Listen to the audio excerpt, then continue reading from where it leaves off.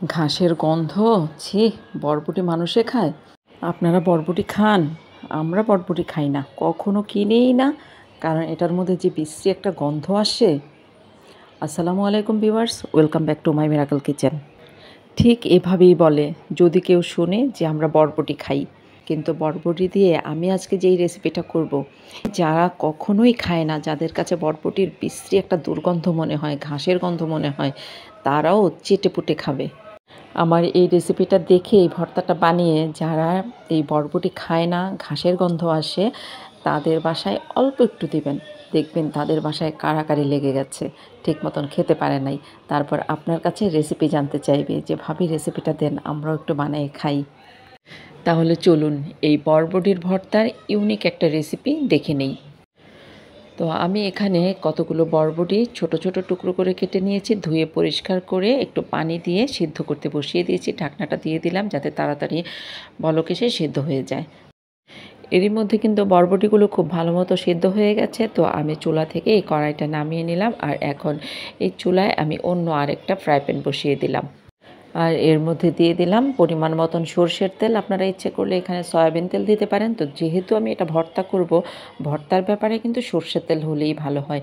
আর তারপর এখানে আমি 2টা রুই মাছের টুকরা নিয়েছিলাম, এগুলোর মধ্যে আমি লবণ আর হলুদ মাখিয়ে রেখে দিয়েছিলাম। তো এই দুটো মাছ আমি এখন হালকা করে একটু ভেজে নিব। এখন বড় সাইজের 2টা রসুনের কোয়া আমি ছুলে নিয়েছিলাম, তো এক পাশে দিয়ে দিলাম, এগুলোও ভেজে নেব। তারপর আমি অফলাইনে কিছু কাঁচামরিচও দিয়েছিলাম, এগুলোও ভেজে নিব। এই ভর্তাটা কিন্তু কাঁচামরিচটাই বেশি দেওয়া হবে, শুকনা মরিচ খুব অল্প দেওয়া হবে। কাঁচামরিচের স্বাদটাই খুব বেশি ভালো লাগে। এর মধ্যে কাঁচামরিচগুলো ভাজা হয়ে গেছে, আমি এখন কাঁচামরিচগুলো তুলে নিলাম। আর তারপর মাছগুলোও ভাজা হয়ে গেছে, মাছগুলোও তুলে নিলাম। তারপরে আমি রসুনগুলোও তুলে নিলাম। সব কিছুই কিন্তু একটু নরম নরম অবস্থায় তুলে নিতে হবে, যেহেতু এগুলো ভর্তা হবে। আর এখন এই কড়াইয়ের মধ্যে আমি 2-3টা বড় সাইজের পেঁয়াজ একটু মোটা করে কেটে রেখেছিলাম, সেগুলো দিয়ে দিলাম। এখন এই পেঁয়াজগুলো একটু ভেজে নেব। পেঁয়াজগুলো একটু নেড়েচেড়ে নিয়ে একটু জায়গা করে নিলাম একপাশে। আর যেই বরবটিগুলো আমি সিদ্ধ করে রেখেছিলাম, পানিটা ঝরিয়ে নিয়েছি, সেই বরবটিগুলো এর মধ্যে দিয়ে দিলাম। এখন বরবটি আর পেঁয়াজ এগুলো একসাথে একটু ভেজে নিব। বরবটির পানিটা একটু শুকাবে আর পেঁয়াজগুলো একটু নরম হবে। তো দিয়ে দিলাম আমি আরও একটুখানি সরিষার তেল। তেল দিয়ে ভাজলে ভর্তাটা একটু বেশি ভালো লাগবে। কিছুক্ষণ ভাজার পর যখন একটু নরম নরম হয়ে আসবে, তখন এর মধ্যে দিয়ে দেব ধনেপাতা। আমি এখানে বিলেতি ধনেপাতা নিয়েছি, আপনারা ইচ্ছে করলে কিন্তু দেশি ধনেপাতাও দিতে পারেন। তো আমার হাতের কাছে দেশি ধনেপাতা ছিল না, আমার টবে অনেকগুলো বিলেতি ধনেপাতা ছিল, তো ভাবলাম সেগুলোই কাজে লাগিয়ে দিই। তো সেইগুলো দিয়ে দিলাম। আর এখন এগুলোর সাথে এই ধনেপাতাগুলো একটু নরম হবে। সব একসাথে মিডিয়াম টু লো হিটে নেড়েচেড়ে একটু ভেজে নিলাম। অনেক বেশি শক্ত করা যাবে না, একটু নরম নরমই থাকবে। তো এই রকম পর্যায়ে যখন এসেছে, তখন এই সবগুলো আমি তুলে নিলাম। ধনেপাতাগুলোর কী যে সুন্দর একটা সেন্ট আসছে, দারুণ লাগতেছে। তো এই ধনেপাতা দিয়ে কিন্তু ভর্তা ভীষণ ভালো লাগে। আপনারা ইচ্ছে করলে কিন্তু এই ধনেপাতা দিয়েও ভর্তাগুলো করতে পারেন। আর এখন হচ্ছে এগুলো বাটার পালা। এগুলো ইচ্ছে করলে আপনারা কেউ মানে ব্লেন্ডারে ব্লেন্ড করে নিতে পারেন, তবে পাটায় বাটলে এটা একটু বেশি স্বাদ হয়। তো আমি সেজন্য এগুলো সব এখন পাটায় বেটে নেব। আমি কিন্তু এখানে পেঁয়াজ, রসুন, কাঁচামরিচ, বরবটি সব একসাথে মিশিয়ে ফেলেছি।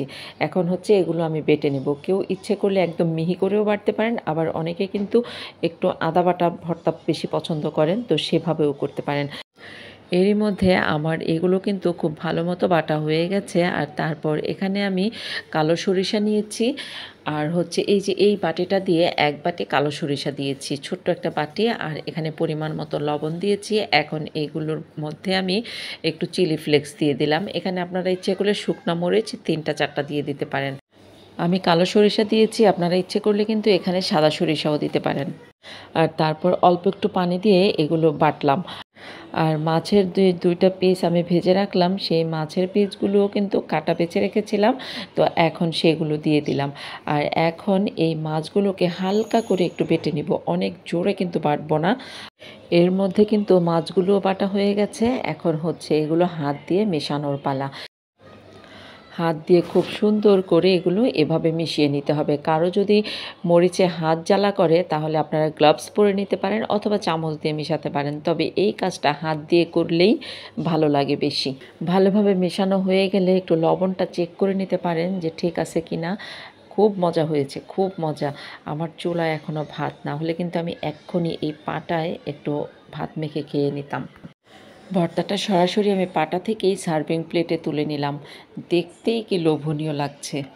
এই তো আমার চুলায় এখনও ভাতটা হয় নাই, আমি খাইতেও পারলাম না। পাটায় মুছে ভাত খাওয়ার যে কী যে টেস্ট, যারা খায় তারা বুঝে। তো এই তো আমার ভর্তাটা একদম রেডি হয়ে গেছে। তো ভর্তাটা আমি একটুখানি সাজিয়ে নিচ্ছি একটা লেবুর টুকরা আর হচ্ছে 2টা শুকনা মরিচ দিয়ে। আপনারা আপনাদের পছন্দ অনুযায়ী সাজিয়ে নিতে পারেন, আর না সাজালেও চলবে। এই ভর্তাটা এমনিতেই অনেক সুন্দর দেখতে। আমার এই রেসিপিটা দেখে যদি কেউ ভর্তা বানিয়ে খেয়ে থাকেন, আমাকে প্লিজ কমেন্ট করে জানাবেন কেমন লেগেছে। আমি জানি এটা অসম্ভব ভালো লাগবে যারা ভর্তা লাভার আছেন, আর যারা ভর্তা লাভার না তারাও এটা খেতে ভীষণ পছন্দ করবেন।